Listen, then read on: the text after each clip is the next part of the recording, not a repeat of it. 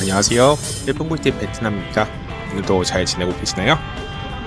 오늘은 놀라운 뉴스 또 들어가지고 관련된 영상 한번 자작을 해봤는데요. 압구정 롤스로이스 사건 아시죠? 20대 운전자가 여성분을 치어가지고 숨지게 만들었는데 징역 10년밖에 안 나왔다고 합니다. 20년 구형했는데 반년으로 줄었더라고요.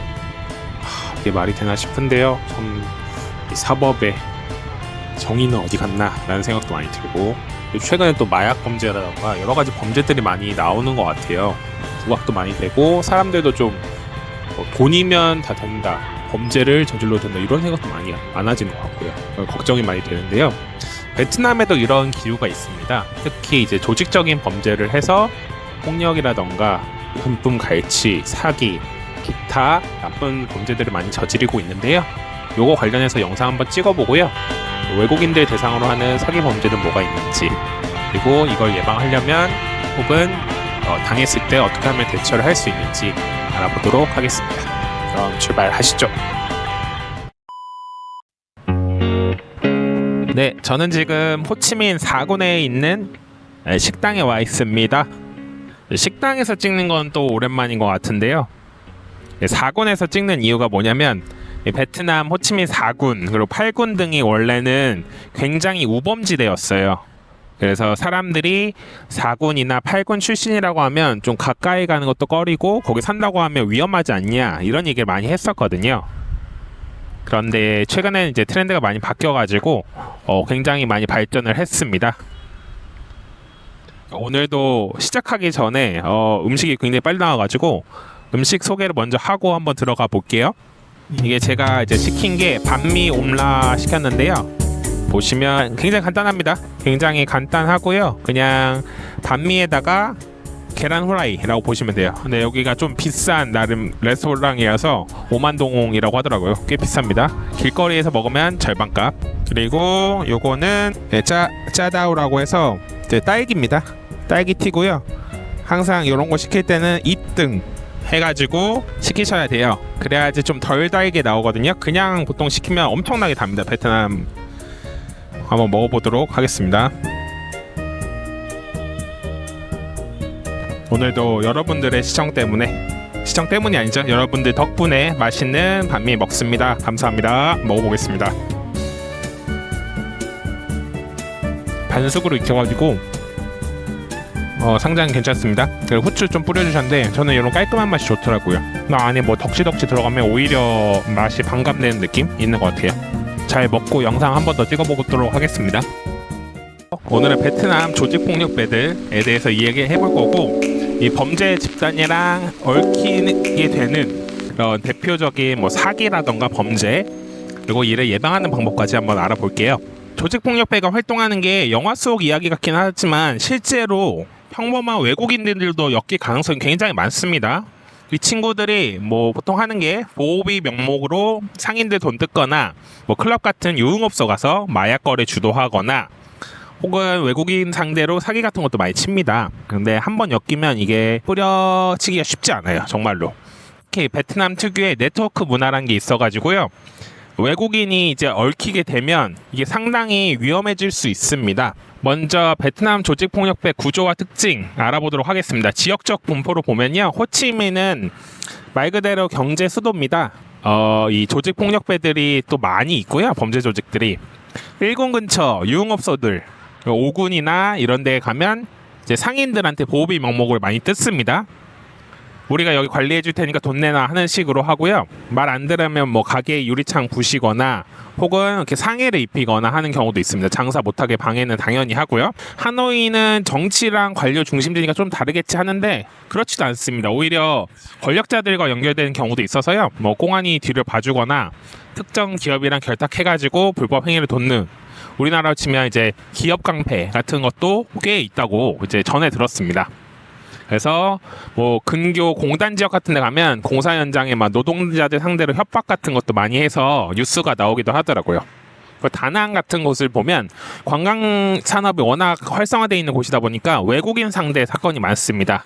클럽이나 마사지숍 같은 데 가가지고 뭐 싸움을 일으키거나 혹은 뭐 공안 행세를 해서 돈 뜯는 일들도 많이 있어요. 조심하셔야 됩니다. 이제 이분들이 돈을 버는 거는 아까 말씀드린 것처럼 보호비라고 하는데요. 마오케가 있어요.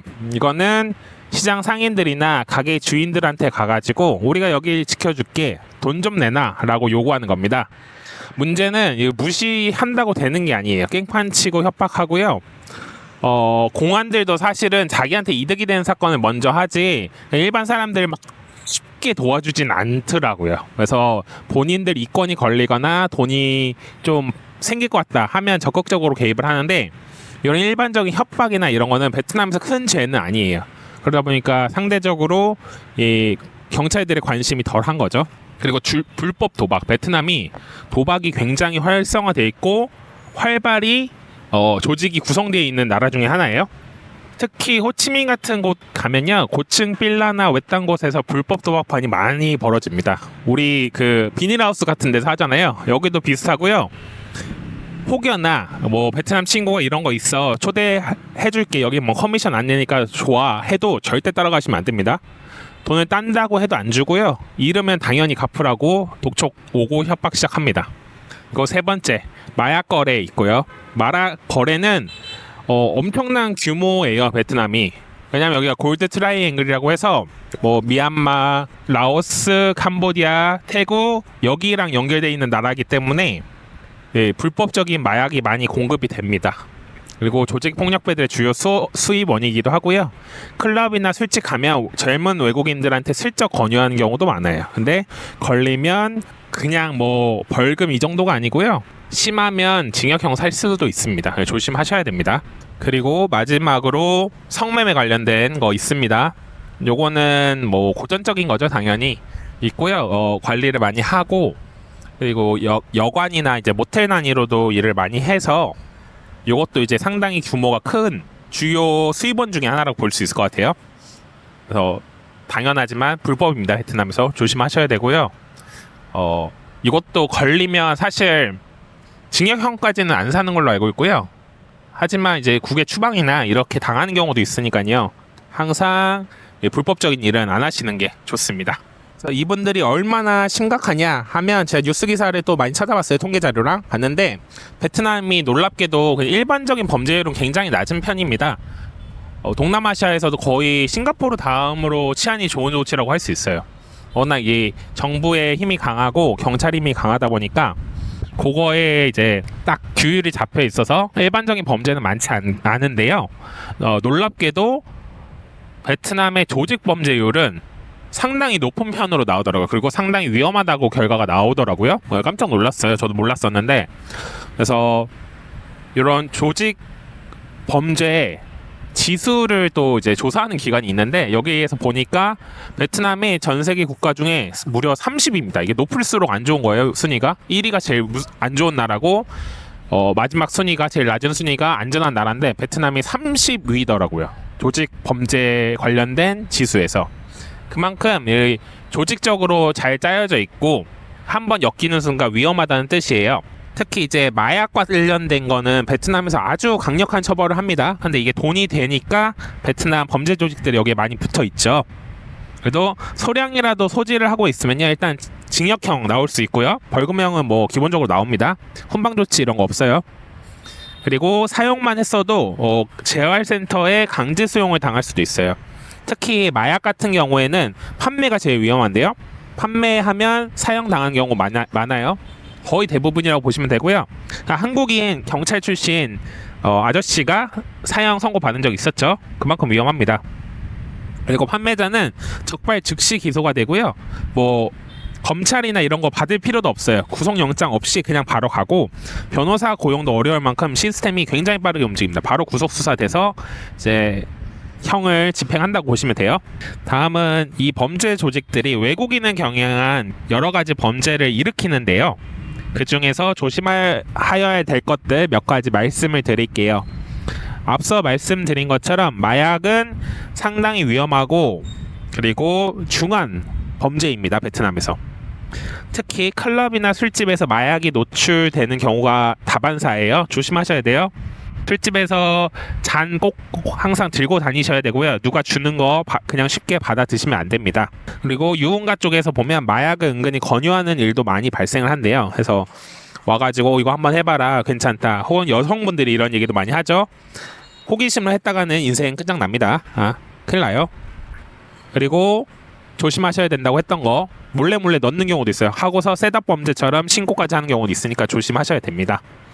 두 번째는 베트남에 외국인들 중에 불법 체류하시는 분들이 있어요. 이분들도 조심하셔야 돼요. 이분들이 외국인이니까 조금 베트남 사람보다는 덜 위험하겠지 해서 좀 더 쉽게 친근하게 다가가는 거예요. 특히 서양 분들 이런 분들도 불법 체류하시는 분들이 있어요.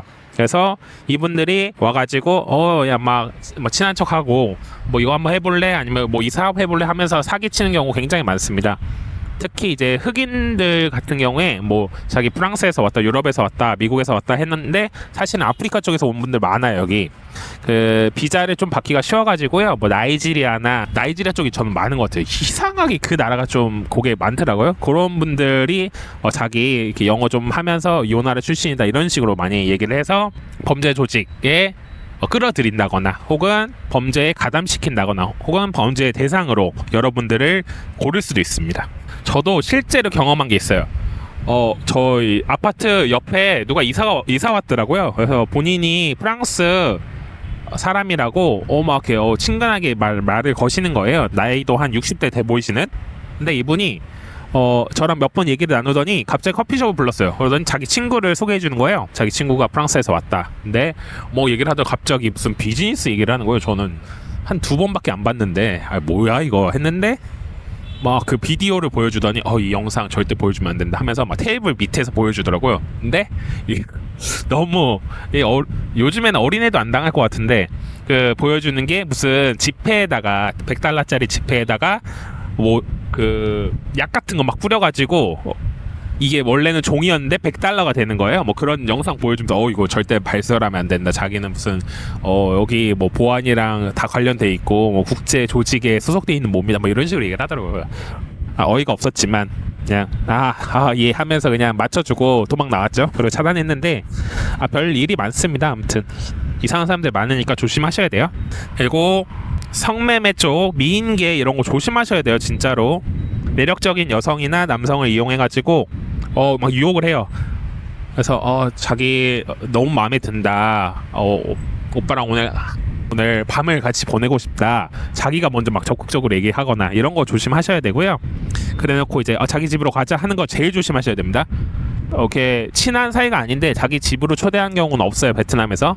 특히 여성들은 사귀고 나서도 좀 걸려요. 자기 집에 초대하는 게. 그러니까 자기 집이나 어느 장소로 가자고 하는 거 조심하시길 바랍니다. 유인된 장소 가면 뭐 조직원들이 등장해가지고 뭐 협박을 한다거나 금품을 갈취한다거나 혹은 성매매 현장에 급습한 척하면서 경찰을 사칭하거나 사진과 영상을 촬영해서 유포한다는 뭐 그런 얘기들도 있어요. 조심하시길 바라고요.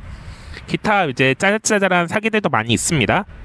먼저 택시 요금, 요거 굉장히 많아요. 공항에서 택시 탔는데 미터기도 안 켜고 목적지에 도착하면 뭐 50만 동도 아니고 뭐 몇백만 동 내놔라, 한국 돈은 몇십만 원 내놔라 이런 경우 있습니다. 우리도 예전에 한국에서 외국인 대상 택시 사기가 있었잖아요. 베트남 훨씬 심해요. 훨씬 심하고요. 사실 비나선 마일린 같은 택시를 타도 삥삥 도는 경우가 좀 있습니다. 미터기 켜고 뭐 그 정도까지는 제가 그래도 이해하는데 대놓고 미터기 안 켜고 막 돌다가 협박하는 사람도 있으니까 조심하셔야 돼요. 이런 분들 특징이 또 막 교회 같은 데로 막 가가지고 잘 모르면 거기서 이제 자기 안 내려준다, 네 알아서 갈 거냐 아니면 돈 다 내라 이런 식으로 협박을 하는 경우도 있으니까 항상 택시 탈 때는 어플 이용해서 그랩을 하시는 게 제일 좋습니다. 두 번째는 구두 수선 사기 있어요. 여기 벤탄 시장이나 길거리 일본 쪽 많이 가면 와가지고 막 자기 구두가 너무 더럽다, 자기가 닦아주겠다 이래요. 그러면 말을 들으실 필요도 없습니다. 그냥 거의 100% 사기거든요. 그냥 무시하고 지나가세요. 근데 혹시나 얼마냐 이런 얘기 하면 그때부터 막 구두뿐만 아니라 뭐 복권, 뭐 시계, 선글라스 다 들러붙거든요. 그냥 쉬운 먹잇감 되는 겁니다. 말 걸어주면. 그러니까 아예 말을 안 받는 게 좋고요. 만약에 이제 그렇게 구두를 닦게 된다 하시면 구두 닦은 거 하나로 10만 원 이상 요구를 합니다. 그리고 심지어 어떤 경우에는 커터칼로 유협을 해가지고 돈 내놔 빨리 내놔 이런 식으로도 얘기를 한다고 하니까요. 주의하시길 바라고요. 소매치기들 굉장히 많습니다. 벤탄 시장 가면 이제 사람들 많으니까 소매치기 굉장히 자주 일어나고요. 하노이 같은 경우는 호암기행 같이 사람 많은 데 가면 조심하셔야 돼요. 꼭 주머니 안쪽에 여권이랑 지갑 잘 챙기시길 바라고, 그리고 호치민 같은 경우에는 VBN 거리 쪽 가시면 오토바이 날치기도 굉장히 많아요. 이거는 특히 연말이나 아니면 공휴일 전 되면 더 극심하거든요. 한탕 해가지고 이제 고향 가서 좀 쉬려고 하시는 분들이 많으니까 주의하시길 바랍니다. 다음은 예방 및 대응 방안인데요. 먼저 낯선 사람의 접근 경계하시기 바랍니다. 특히 미인계 제가 2번 말씀드린 거 그만큼 중요해서요. 친근한 척하는 아저씨들이 있습니다. 클럽, 바, 거리에서 모르는 사람이 지나치게 친절하거나 초대를 하면 의심하십시오. 그런 친절 없습니다. 예. 뭔가 꿍꿍이가 있는 게 99.9%고요. 본인이 너무 잘생기고 너무 멋있어요. 뭐 그러면 이제 같이 밥 먹자, 뭐 헌팅을 당하실 수도 있겠지만 우리에게 그런 일은 거의 없다고 보시면 돼요. 특히 이제 사람이 많은 쪽에 주로 계시는 게 좋고요. 누군가랑 같이 동행하시는 게 좋습니다. 어딜 가더라도 혼자로 다니면 더 위험한 게 증가해요. 2명, 3명 같이 다니면 그나마 좀 낫거든요. 그래도 서로 보호해 줄 수도 있고, 그러니까 이런 거 조심하시고요. 수상한 서비스들 제한하는 거 많습니다. 뭐 구두 수선, 너 비자 문제 있어 내가 해결해 줄게, 뭐 잃어버렸어 내가 찾아줄게, 이런 분들 다 조심하셔야 돼요. 3번째, 은밀한 제한들 있죠. 뭐 도박장 앞에 기다리고 있다가 이거 우리 도박장 가면 커미션 하나도 없어요. 혹은 어디 뭐 시장 앞에서 우리 이 투어 이거 타면 진짜 싸게 내가 다 해줄게. 혹은 야 진짜 좋은 약 있는데 이거 한번 해봐. 이런 것들 무조건 조심하셔야 됩니다. 절대 예상치 못한 서비스 제한 거절하십시오. 특히 혹할 만한 제한이다 더 조심하셔야 됩니다. 마지막으로 금전 관리 철저히 하셔야 돼요. 현금은 최소한으로 가지고 다니시는 게 제일 좋고요. 호텔 안에 금고가 있으면 금고에 넣어두시는 게 제일 좋아요. 그리고 거주하시는 분들은 뭐 당연히 잘 아시겠지만 현금을 많이 안 뽑아두고 다니시는 게 좋아요. 웬만하면 카드 쓰시고, 그리고 카드를 쓰실 때도 좀 작은 가게에서 쓰시는 거는 저는 비추합니다. 큰 가게들 프랜차이즈는 괜찮은데요, 작은 가게들은 카드를 복사해 가지고 해킹한다는 소문이 꽤 많이 돌았고요. 실제로 피해 사례도 있었습니다. 그래서 이런 것들 주의하시면서 다니시면 베트남에서 범죄에 엮일 일은 거의 없을 겁니다. 그래서 오늘은 베트남 조직폭력배 범죄 조직 관련돼서 얘기랑, 그리고 외국인 상대 사건들, 그리고 주요 예시들 알려드렸고요. 이거 대응하는 방법, 그리고 예방하는 방법들까지 한번 알아봤습니다. 이제 12월이 다가오고 있네요.